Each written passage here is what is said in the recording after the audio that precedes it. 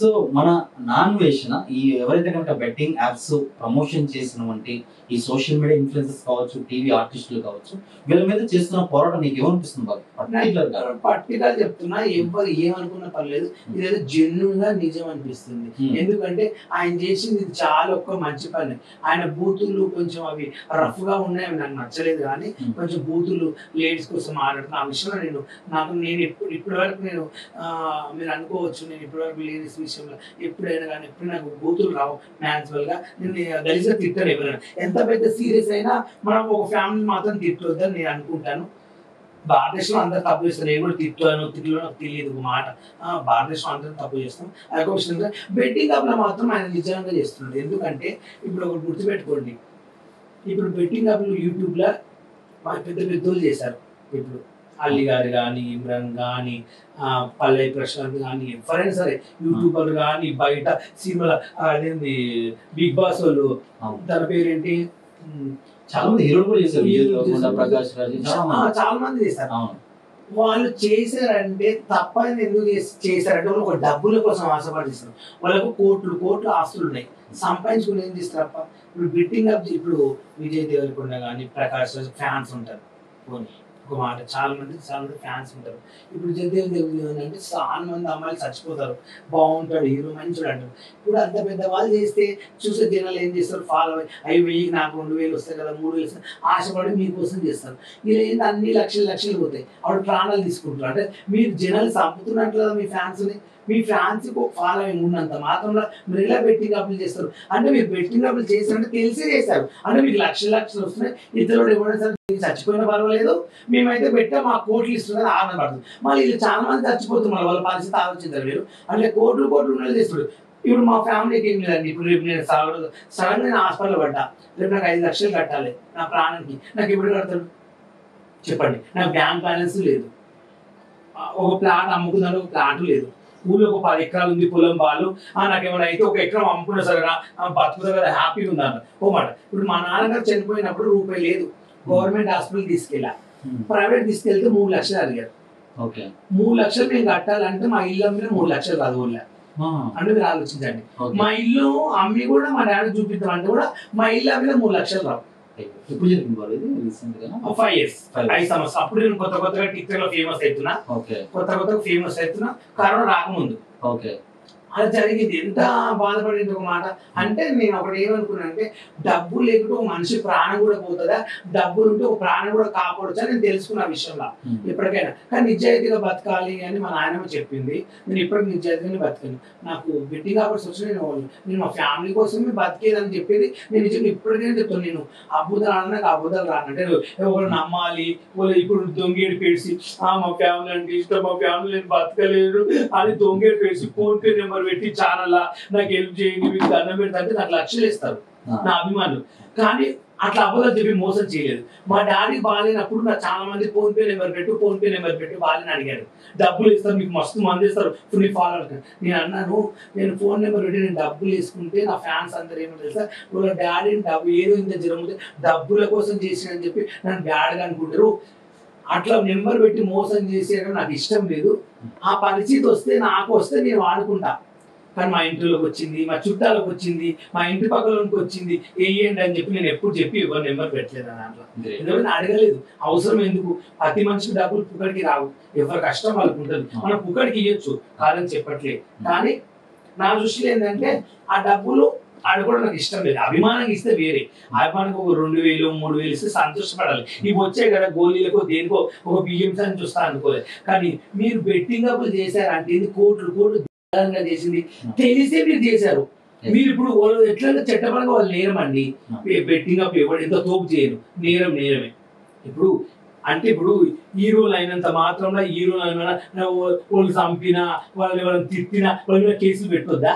ఎందుకు పెట్టొద్దు? ఇప్పుడు అంటే పేదవాళ్ళ మీద పెట్టాలి. ఇప్పుడు మాలాంటి వాళ్ళు ఏమైనా అయితే గొడవలు అయితే వాళ్ళని తీసుకుపోయి మా మీద కేసులు పెట్టినప్పుడు వాళ్ళ మీద కూడా పెట్టాలి. వాళ్ళ మీద ఎందుకు పెట్టరు? అంటే వాళ్ళు ఏమైనా దేవతల పైనుంచి దిగొచ్చారా? వాళ్ళు కూడా మానలకు మామూలు మనుషులే. వాళ్ళు కూడా మేము మనుషులు, వాళ్ళు అన్నమే తింటారు, మేము అన్నం తింటాం. వాళ్ళు నీళ్ళు తాగుతారు, మేము నీళ్ళు తాగుతాం. వాళ్ళు బెట్టిన అనుకుంటారు, మేము బెట్టిన అనుకుంటాం. ఏముంది? సెలబ్రిటీ అని ఒక బ్రాండ్ పేరు, అంటే అందంగా బట్టలు వేసుకుని ఇక్కడ వరకు ఇట్లా వరకు బొట్టు చూపించుకుని మీరు అమ్మ బిగ్ బాస్ లో పోయి రాతి చౌదరి గాని తన పేరు ఇంకా హర్యానా గాని తన పేరు ఎవరు రీతి చౌదరి మళ్ళా ఈమె తెలంగాణ సింగర్ అంటే ఈమె సావిత్రి అమ్మ బిగ్ బాస్ కోట్లు సంపాదించు మీకు ఎందుకు అమ్మ బెట్టింగ్ యాప్ల గురించి అంటే బెట్టింగ్ యాప్ వస్తే కోట్లు వస్తాయి కదా మనం సెటిల్ కావచ్చు ఎవడు చచ్చిపోయినా పర్వాలేదు ఎవడు నాశనమైనా పర్వాలేదు మనకు ఒక బెంజ్ కారు ఒక BMW మా హస్బెండ్ మంచి బట్టలు వేసుకుని మంచి బెడ్రూమ్ వండుకుని మంచి బయట దిగితే పప్పులు గిప్పులు మీరు ఇలా అద్దాలు ఇలా బొడ్డు కానీ డ్రెస్ చూసి ఆ చూసేది ఏముంది రాత్రి ఏం డ్రెస్ చేసింది అబ్బాయి ఏమున్నాయి తొళ్ళు అంటే మీకు సంతోషం ఇతరుడు చచ్చిపోయిన మీకు అవసరం లేదా మీరు తెలిసే చేశారు ఇది మాత్రం నెచ్చడం తప్పు రేవంత్ రెడ్డి సీఎం గారు దీని గురించి పట్టించుకున్నారు నిజంగా పట్టించుకుని మీరు ఏదో 6 రోజులు 4 రోజులు 7 రోజులు చూసేసుకుని దీన్ని మర్చిపోయి కళ్ళు మూసుకుని మళ్ళీ కొత్త టాపిక్ తీసుకొచ్చి చేయడం గవర్నమెంట్ నాకు ఇష్టం లేదు దీన్ని ఎంతవరకు తీసుకొస్తారో కరెక్ట్ తీసుకొచ్చి వాళ్ళు కరెక్ట్గా శిక్ష వేయాలి వాళ్ళు ఎన్ని డబ్బులు కోర్టు ఇంట్లోకి అన్ని డబ్బులు వసూలు చేయాలి నా కోరిక ఆ డబ్బులు వసూలు చేసి గవర్నమెంట్ అన్నా పేదవాళ్ళకన్నా పంచాలి కానీ వాళ్ళ డబ్బులు మాత్రం అస్సలు వదిలిపెట్టదు వాళ్ళ దగ్గర ఎన్ని సంపాదించుకోరు బెట్టింగ్ అప్పులు చెప్పి ఇప్పుడు నాకు కూడా యాప్ వచ్చి నేను చెప్పలేదే ఇప్పుడు పోనీ నేను కూడా ఇప్పుడు బెట్టింగ్ అప్పులు చేస్తా నాకు ఆఫర్ వస్తాయి మరి నాకు 10 కోట్లు 20 కోట్లు సంపాదించుకుంటా మరి నన్ను ఎవరు ఏమనొద్దు చెప్పండి నా గవర్నమెంట్ కూడా ఏమనొద్దు నన్ను కూడా కేసు పెట్టద్దు మరి నేను సంపాదించుకుంటా మరి వీళ్ళు ఎలా సంపాదించుకుంటారు ఏమైనా కేసులు కాదు ఇలా జైలు వేయాలి డబ్బులు వసూలు చేయాలి గవర్నమెంట్ మాత్రం అస్సలు వదిలిపెట్టదు నేనేదో ముందు చెప్తున్నాను చేతులతో మొక్కుతున్నా రేవంత్ రెడ్డి సీఎం గారు మీరు అడిగింది నేను ఏం లేదు మా ఇంటికి హెల్ప్ చేయండి లేదంటే మాకు ఒక ఇల్లు కట్టి అన్నాడు నేను ఓటేసింది సార్ మీకు నేను అడిగేది ఏంటంటే నాకు హెల్ప్ చేయండి సార్ నాకు ఇల్లు కట్టియండి సార్ గవర్నమెంట్ నుంచి ఇప్పుడు ఇంద్రా ఇంట్లో ఏమి ఇస్తున్నాడు ఆ ఇంట్లో నాకు రాయని కూడా అడగట్లేదు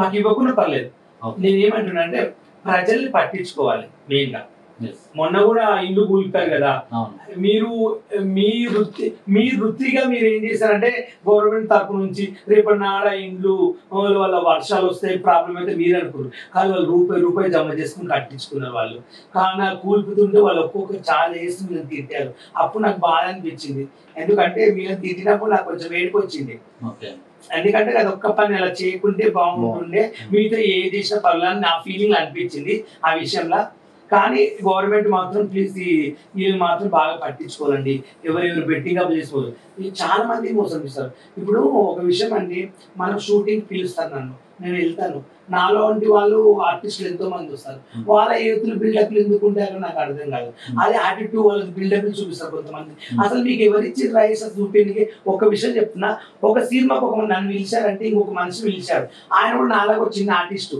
ఆయన వచ్చి ఇప్పుడు డైరెక్టర్ చెప్తే తింటాము మేము ప్రొడ్యూసర్ చెప్తే తింటాము వాడు కొట్టంగా లాగా వచ్చి వాడి మేము ఎందుకుంటాం నన్ను అట్లే శ్రీదేవి అప్పుడు అవమానించాడు అప్పుడు నాకు మనసులో ఇప్పటికి ఉంది పల్లె ప్రశాంత్ అంటున్నాడు ఒకసారి వాడు ఇమ్రాన్ నా క్లోజ్ ఫ్రెండ్ ఇమ్రాన్ ఈ రోజు స్థాయి ఉన్నాడంటే నేనే కారణం ఇమ్రాన్ ఎందుకంటే నేను ఇమ్రాన్ చెప్పాను ఇమ్రాన్ ఫస్ట్ యూట్యూబ్ ఛానల్ పెట్టుకున్నప్పుడు నేను 200 రూపాయలు ఇచ్చి దీవించాను ఇమ్రాన్ ఒక రేంజ్కి వెళ్తావు నీ ఛానల్ ఎక్కడికి వెళ్ళేస్తుంది నీకు మంచి బ్రాండ్ వస్తుందని చెప్పింది ఇమ్రాన్ కి ఇప్పటికి ఇమ్రాన్ కూడా ఛానల్ చెప్పిండు ఉప్పల్ గ్రేట్ మనిషి అని ఇప్పుడు ఇమ్రాన్ అంటే నాకు మంచి ఫ్రెండ్ మంచి అభిమాని చెప్పినప్పుడు ఇమ్రాన్ అండ్ పల్లవి ప్రశాంత్ వీళ్ళందరూ కూడా ఈ బెట్టింగ్ యాప్స్ ప్రమోషన్ చేసి ఈ రకంగా డబ్బును చాలా మంది సంపాదిస్తూ చాలా మంది మోసం చేస్తారు కదా సో మీ ఫ్రెండ్ ఇమ్రాన్ ఖాన్ కూడా మీరు గట్టిగా ఖండిస్తారా లేదంటే ఫ్రెండ్ అని వదిలేస్తారా నేను ఎందుకు ఖండిస్తున్నా అంటే తప్పు చేసినప్పుడు ఇమ్రాన్ గానీ పల్లవి ప్రశాంత్ గాను నేను తప్పు చేసినప్పుడు నాకు తప్పే తప్పు చేసినంత మాత్రం ఎందుకు ఎంత ఫ్రీ ఇప్పుడు ఇమ్రాన్ అంటే నాకు ఇష్టం అబ్బా నా ఫ్రెండ్ కానీ నువ్వు బెట్టింగ్ అప్ ఆడి లక్షలు తీసుకున్నావు అది నాకు నచ్చలేదు దానికి నేను ఒప్పుకోను చెప్పావా నేను చెప్పాను ఎందుకు చెప్తాను నేను ఇప్పుడు సందర్భం వచ్చిన తర్వాత చెప్తాను నా ఫ్రెండ్కి ఎలా చెప్తాను ఇప్పుడు ఇమ్రాన్ నా ఫ్రెండ్ తనకు నేను ఎందుకు చెప్తాను తన ఇష్టం అని చేశాడు నా ఇష్టం బాగా నువ్వెవరు చెప్పనీకి అంటారు మన ఎంత ఫ్రెండ్ తన ఇష్టం తన లైఫ్ కానీ ఆ తప్పు కాబట్టి ప్రభుత్వం చూసుకుంటాం అని నా ఫీలింగ్ అంతే. హాయ్ అండి, నేను మీ Sairam Shankar. Please subscribe JR7 media. JR7 టీవీని సబ్స్క్రైబ్ చేయండి, షేర్ చేయండి, లైక్ చేయండి, కామెంట్ చేయండి. JR7 మీడియాని తప్పకుండా సబ్స్క్రైబ్ చేసుకోండి. JR7 మీడియాని సబ్స్క్రైబ్ చేసుకోండి, మంచి మంచి విషయాల్ని గ్రాప్ చేసుకోండి. Please subscribe JR7 media.